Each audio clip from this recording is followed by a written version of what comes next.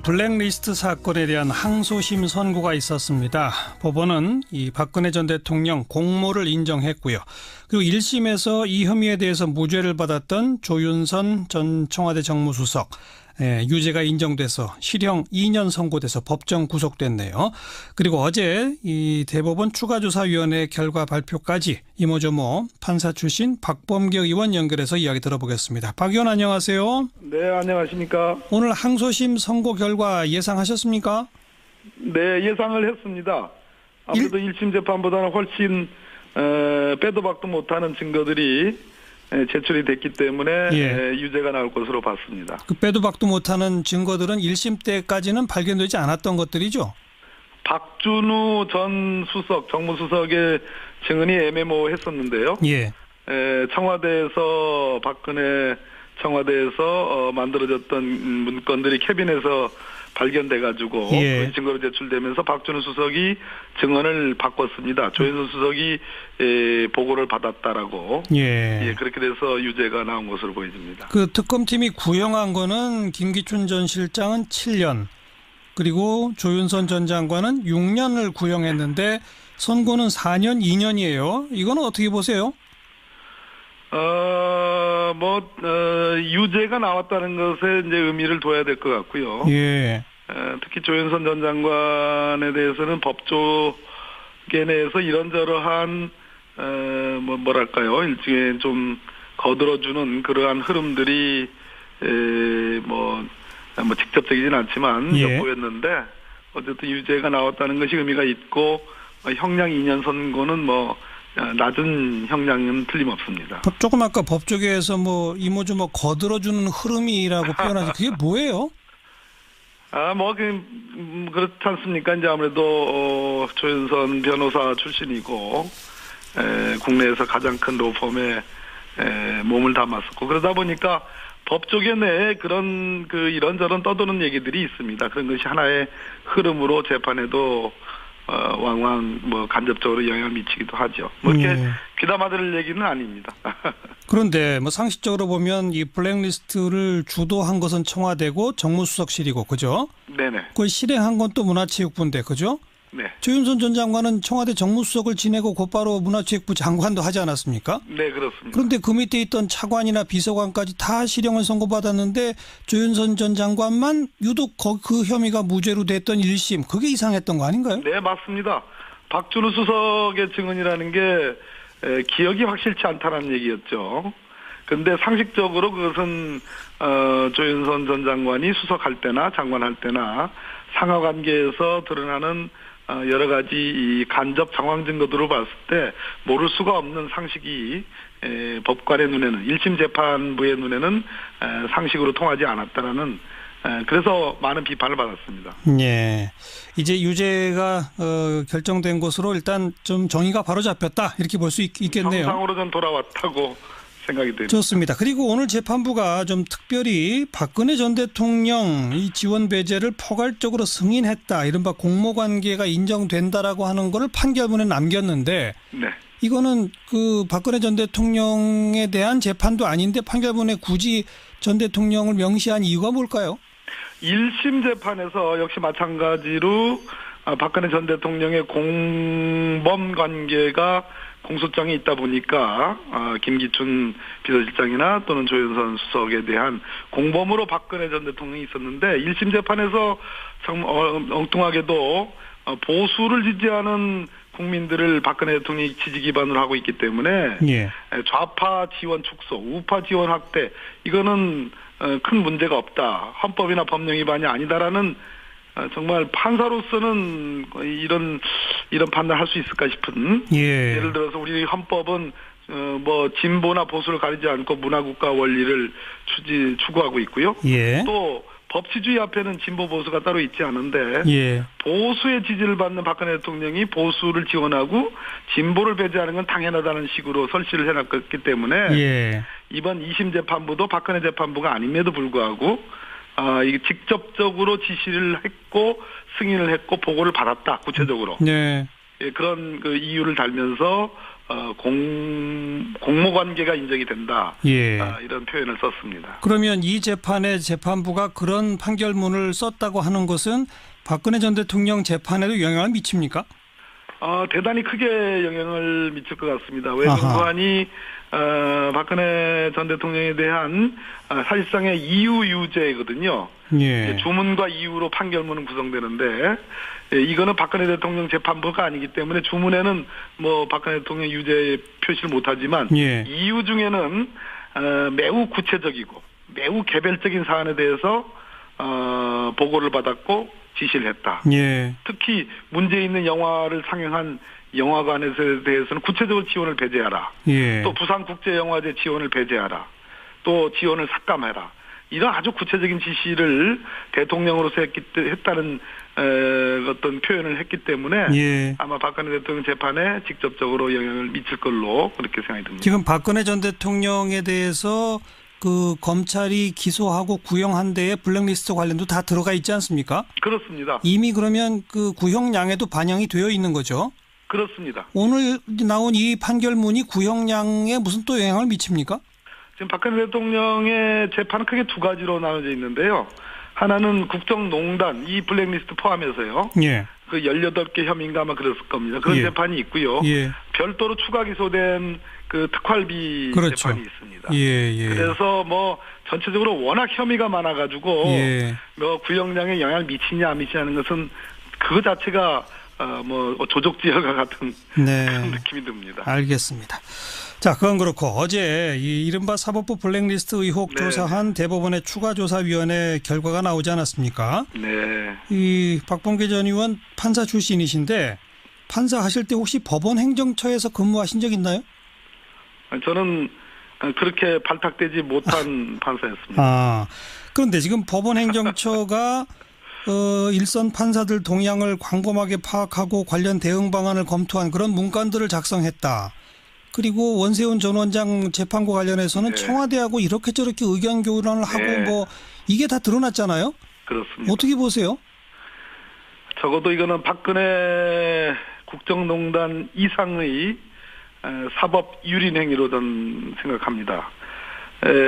사법부 독립이라는 게 그동안 법원은 마치 외부로부터 침해 소지가 있다고 늘 얘기를 해왔는데요. 예. 근데 사법부 독립이 내부에서 법원 내부에서 어떻게 처절히 짓밟힐 수 있는지를 생생히 보여준 한 장면들이 그대로 드러났다 이렇게 생각을 합니다. 예. 아주 참담하고 참혹하기 그지 없습니다. 예.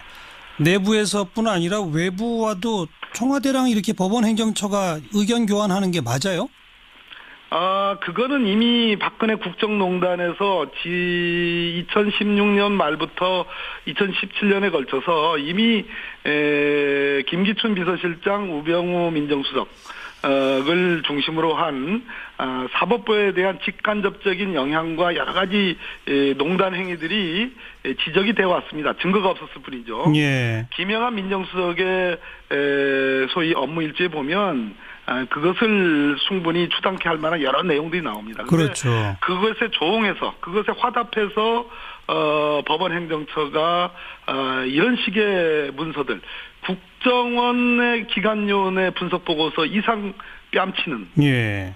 그 참 좋은 머리로 그 많은 배움으로 그 엘리트 판사들이 이러한 보고서를 만들어낸 걸 보면서 경악을 금치 못하다. 박근혜 국정농단은 능히 그렇게 해왔고 지금 단죄를 받고 있습니다. 근데 거기에 조응을 했다는 것 자체가 참으로 참혹한 참담한 일입니다. 뭐 우리 청취자분들 다 아시지만 혹시나 착각하실까 봐 법원 행정처에 근무하는 분들은 행정직원이 아닌 거죠.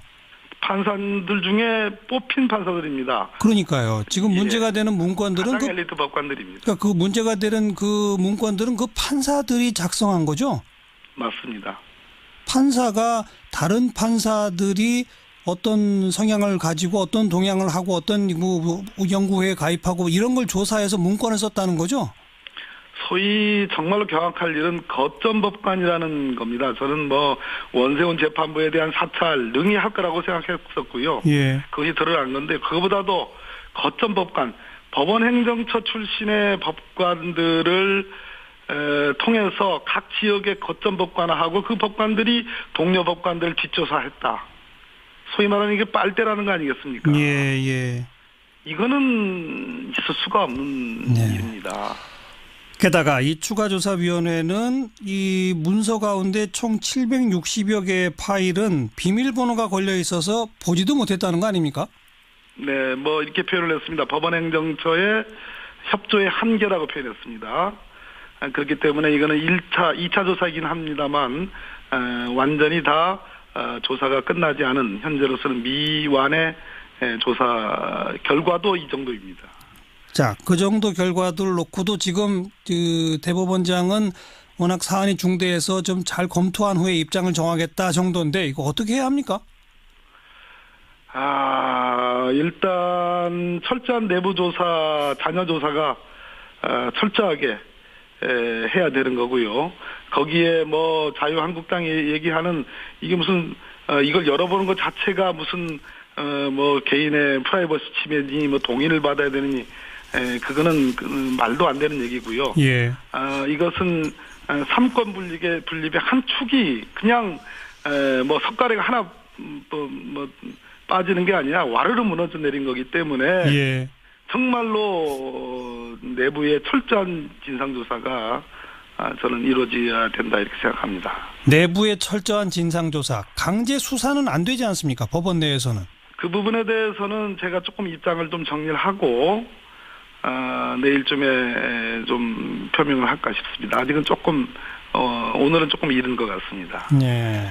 사실 지금 뭐 드러난 결과로 봐서는 말씀하신 것처럼 이 삼권 분립의 한 축이 와르르 무너져 내린 그런 어떤 현상들이 보입니다만 그렇다고 해서 이걸 강제 수사하기 위해 검찰이 뛰어들어라. 이것도 참 애매한 거 아닙니까? 바로 그 지점인데요. 제가 조금 더 정리를 해서 내일 공식적인 뭐 저희들 회의를 통해서 그렇게 좀 말씀을 좀 드릴까 싶습니다. 예, 아주 적절한 지적이기도 합니다. 예. 워낙 이게 지금 중차대한 사안이라 정말 좀 입장 정리가 필요하시다는 말씀도 이해가 됩니다만 일각에서 특검 얘기도 나옵니다. 그것도 검토 대상이 될 수 있을까요? 다 수사인데요. 조금 더 저에게 시간을 좀 주시죠. 예, 예. 자, 그건 그렇고 우리 박범계 의원께서 이 다스 관련돼서 내부 고발자들의 녹취록을 몇 개 공개했었죠? 예, 그렇습니다. 그 녹취는 누구랑 대화한 것들을 녹취한 것들입니까? 뭐 여러 개가 있었는데 3개인데요. 예. 뭐 가장 중요한 것이 내일 아마 공개 소환 예정인 이상은 씨 아들인 이동형. 예. 이도영 씨와 다스 직원 간의 그 녹취 내용이 있습니다. 예, 예. 그렇게 전화 통화한 거를 녹음한 그걸 이제 푸른 거죠. 그렇습니다. 네. 예. 어떻게 입수하셨어요, 이런 걸? 그건 저기 우리 정화영 선생님은 그러면 취재하면 취재 다 밝히십니까? 그래도 물어는 봅니다. 일단 뭐 밝히실지는 않았더라도. 네. 그런데 거기에 보니까 뭐 이동영 씨가 아버지가 이제 이상은 회장이 다스의 지금 실소유주로 돼 있지 않습니까? 예. 근데 뭐라고 그랬다고요? 자기는 이동영 자기는 나도 어디 갈 데도 없으니까 또 아버지 이상은 씨를 말합니다. 아버지도 여기서 월급 받고 있지라고는 얘기인데요. 직접 음성을 들어보시면 제가 뭐 프라이버시 때문에 직접 음성을 공개하지 않았습니다만 직접 음성을 들어보시면 이동영 이상은 이 사람들이 다스에 그냥 몸을 의탁하고 있는 처지라는 것을 금방 알 수 있습니다. 예. 생생합니다. 예. 게다가 뭐 그 다스랑 관련 있는 계열사로부터 리베이트를 받아가지고 또 그걸 돌려달라고 하니까 그걸 누구한테 줬다. 뭐 이명박 전 대통령하고 이상득 전 의원한테 줬다. 이런 얘기도 있다고요? 그건 이동영 씨 직접의 그 녹음 내용은 아니고요. 예. 거기에 이제 돈을 뭐 오랫동안 한 상당한 6억 이상을 그렇게 리베이트로 제공했던 예. 쪽 사람이 예. 아니 왜 우리 이렇게 리베이트 주면서 이렇게 충성했는데 왜 갑자기 거래처를 중단하느냐. 예. 돈 돌려달라 하니까 그 돈 이동영이가 그 돈 그 이상득 이명박 두 사람에게 전달했다고 하면서 오리발 내밀더라라는 다른 사람의 전언입니다. 예, 예. 이런 녹취 내용 등들도 다 검찰에 지금 제출이 돼 있는 거죠? 지금 이제 수사가 투트랙 서울중앙지검, 서울동부지검 있는데 동부지검에는 제출이 돼 있지 않을까 하는 추측을 갖고 있습니다만 제가 뭐 검찰과 이게 교류를 해보지 않았기 때문에 예. 정확히 알지는 못합니다. 뭐 일단 언론에 이렇게 보도됐으니까 검찰도 파악은 하고 있겠네요. 그리고 내일 아마 그런 차원에서 소환하는 거 아닌가 싶습니다. 네. 그래서 이런 녹취까지 들어보시니까 박범계 의원은 다스가 누구 거라고 생각하세요? 저는 뭐 우리 국민들이 생각하듯이 저는 여러 근거를 가지고 저는 MB 소유일 가능성이 매우 높다. 이렇게 표현할 수밖에 없습니다. 정관 선생님. 네, 네. 네, 그렇게 저는 판단하고 있습니다. 당장 내일 이제 이상덕 전 의원 또 이상은 씨의 아들인 이동형 뭐 이런 분들이 다 소환됐습니다. 이게 바로 그 가까운 친인척까지 가는 걸로 봐서는 이명박 전 대통령에 대한 소환도 임박했다라고 봐야 되겠죠? 동계올림픽이 있고요. 등등인데 지금 수사가 아까 말씀드렸듯이 스위스 140억 반환받은 거, 그다음에 다스 비자금 소유관계 이런 것들이 양쪽으로 이루어지고 있는데 이 수사를 종합해야 될 것 같고요. 예. 또 특활비 수사가 있지 않습니까? 그렇죠. 그래서 뭐 소환을 안 할 수 없는 상황인 것 같고요. 근데 시점이 어느 시점이냐는 것은 뭐 제가 판단하기는 어렵습니다. 알겠습니다. 네. 여기까지 들을게요. 고맙습니다. 네, 감사합니다. 더불어